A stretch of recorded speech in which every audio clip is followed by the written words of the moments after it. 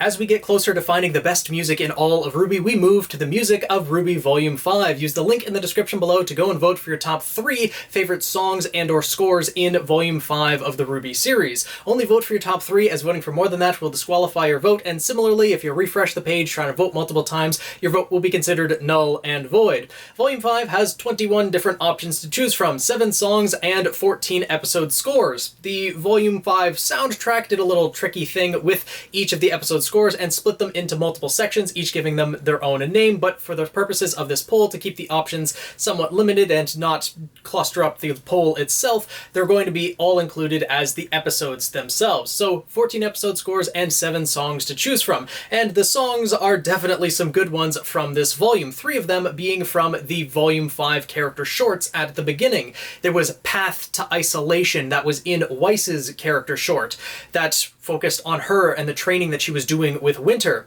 And then there was the song Smile, when Blake was talking with Ilya in the Blake character short of Volume 5, delving a bit deeper into Ilya's backstory and the history that her and Blake have. Then in the Yang character short, there was Ignite, when Yang was fighting against the Ursa. And of course, the Volume 5 opening, The Triumph, one that kind of hinted that maybe Team RWBY and Juniper would be getting a bit of a victory in Haven Academy. Though it was a bit of a win-loss scenario, they definitely got away with the relic, so it is considered a victory, but Haven Academy's kind of in shambles, doesn't have its headmaster, a little bit of betrayal going on there, so, you know, win-loss scenario.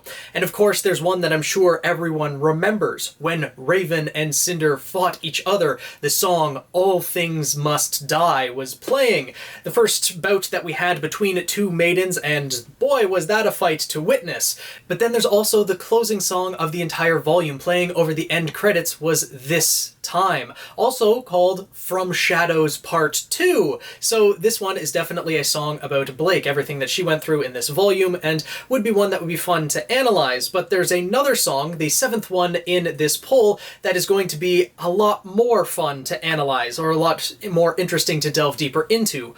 All That Matters, the one that played when Team RWBY finally had their reunion at Haven, when Blake showed up with the rest of the members of the Menagerie Guard and the people of Menagerie in general, and Team RWBY finally reunited.